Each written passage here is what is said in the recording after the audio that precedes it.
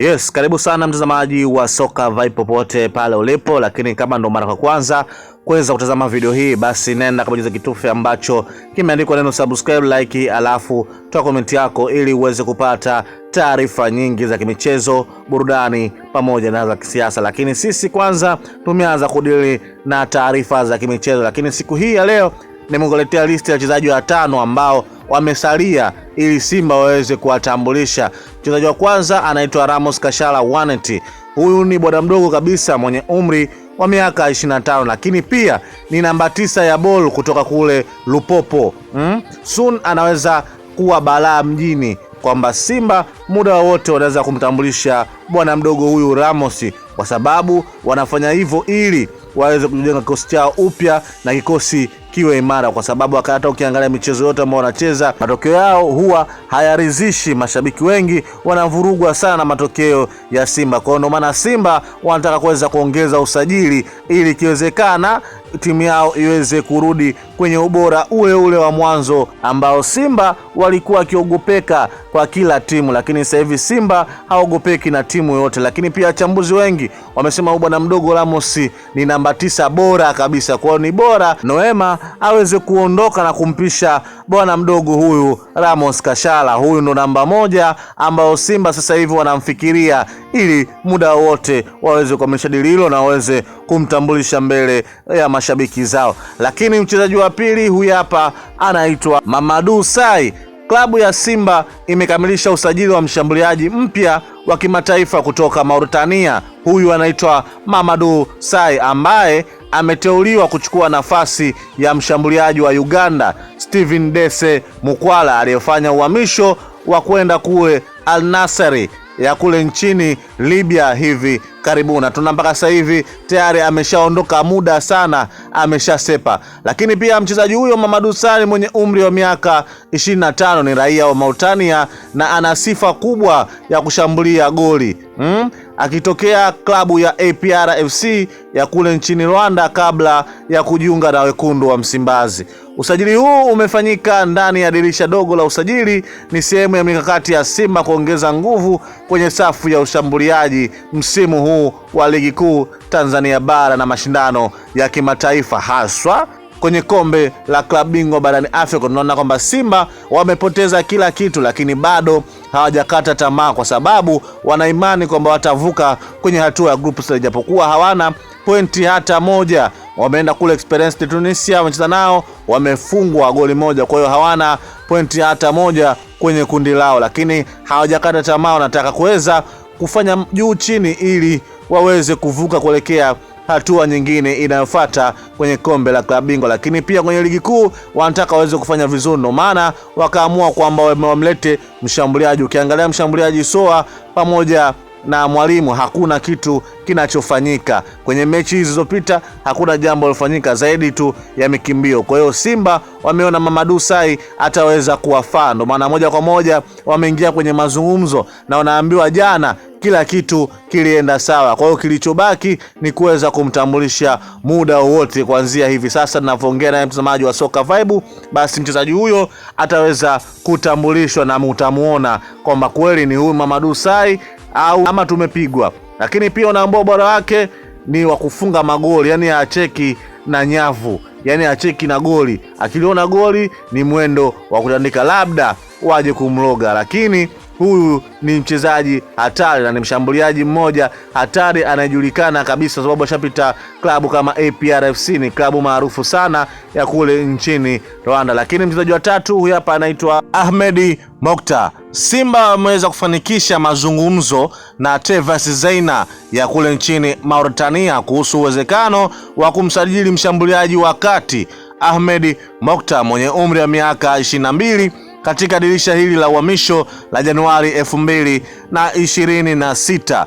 Kulingana na vyanzo vyetu, Tevas Zeina wameweka masharti ya mpango huo.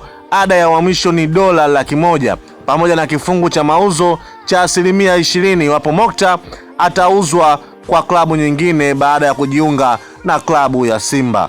Na unaambiwa kwamba Mokta pia amevutia riba kutoka kule ENPPI Sport Club ya kule nchini Misri ambao walikuwa na hamu ya kumpata kwa mkopo wa miezi 6. Hata hivyo, Teva Xeina alikataa pendekezo hilo, akisisitiza kwamba hawatamwachilia mshambuliaji wao kwa mkopo. Kama wanaweza Misri basi waweze kumnunua, lakini Simba wakaingilia dili kati na wakaweza kumchukua Ahmed Mokta. Alikuwa mfungaji bora katika msimu wa 2024-2025 akifunga mabao 13. Vyanzo vyetu vinasema kwamba huyu ni mchezaji mzuri sana, sababu ametikisa ligi mbalimbali. Kwa hiyo ndio maana Simba wameweza kuforce kivyo vyote vile ili waweze kumpata mchezaji huyu. Huyu ni mshambuliaji wakati. Kwa hiyo aidha mwalimu anaondoka ili aingie huyu, ama Soa ataondoka ili huyu jamaa aweze kupata nafasi ya kucheza kama mshambuliaji wakati. Simba wanafanya umafia kwenye dirisha hili dogo la usajili, na huyu ndio mchezaji wa 3 ambaye Simba muda wote wanaweza kumtambulisha kuanzia sasa. Je, mchezaji wa 4 ni nani? Basi huyu mchezaji wa 4 anaitwa Alphonce Mabula, ndo jina ambalo linazungumziwa sana sasa hivi kwenye mitandao ya kijamii, na muda wote anaweza akatua Simba. Unaambia kwamba Simba imefungua mazungumzo na kiungo katili kabisa Alphonce Mabula mwenye umri wa miaka 22 anayekipiga katika timu ya Shamak FC. Simba imevutiwa na kiwango cha Alphonce Mabula na sasa wanahitaji huduma yake kuelekea ligi ya mabingwa ligi ya mabingwa dhidi ya Esperance de Tunisia, mchezo ambao unachezwa Jumapili hii hapa kwenye uwanja wa Benjamin Mkapa majira ya saa 10 kamili za jioni. Ikumbukwe tu kwamba Kante atakosekana kwenye mechi kadhaa, hivyo Steven Becker anahitaji kiungo mkabaji mwingine ambaye anaweza akamsaidia. Kwa hiyo kocha huyo ndiye aliyependekeza jina la Alphonce Mabula kwa sababu anamjua na ameshawahi kumuona na ameshawahi kucheza naye kwenye mechi nyingi sana. Kwa hiyo anamjua vizuri Alphonce Mabula. Huyu ni kiungo katili kabisa, hacheki na yoyote. Kwa hiyo Simba amefanya mafia ili waweze kumchukua huyu hapa, na muda wote kuanzia sasa unaambiwa jina la Alphonce Mabula utaliona kwenye akaunti ya Simba ya kule Instagram kwamba rasmi wanamtambulisha. Lakini mchezaji wa mwisho itakushangaza sana, huyu hapa mwamba anaitwa Jack Diarra, ndo jina ambalo sasa hivi linaendelea kutawala kwenye vichwa vya mashabiki wa Simba. Hata viongozi wa Simba wanapata ugumu wakisikia jina la Jack Diarra kwa sababu amewatesa kwenye mchezo uliopita dhidi ya Esperance de Tunisia, kipindi wapo kule kwao wanaweza kuwafunga goli moja.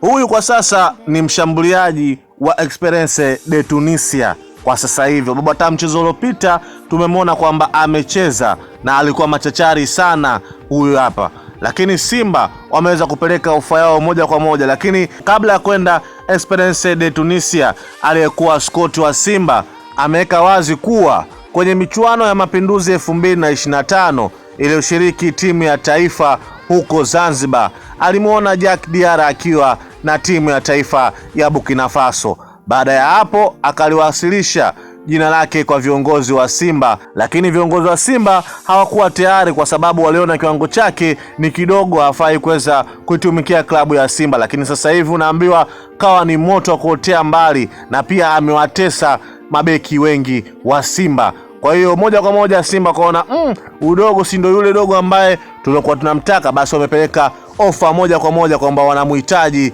huyu mchezaji Diarra kwa vyovyote vile, yani kivyovyote vile wanamhitaji Jack Diarra aweze kutua kwenye klabu ya Simba. Je, Esperance de Tunisia watakubali ama Simba itabidi wapasuke mabilioni ili waweze kumchukua nyota huyu machachari sana Jack Diarra? Lakini kubwa tu mwana michezo popote pale ulipo, hii ndio listi 5 ya wachezaji ambao sasa hivi wapo kwenye rada ya Simba na muda wote wanaweza kutambulishwa, ila huyu wa mwisho Jack Diarra ni vigumu sana Simba kuweza kumpata kwa sababu pesa ambayo wataopasuka hawatakuweza kuamini macho yao. Lakini Mazal Simba ameamua basi wanaweza kufanya maajabu kuweza kumchukua mchezaji huyu. Lakini kubwa, nenda ka subscribe, ka like na ka comment yako. Jina langu ni Costa. Bye bye.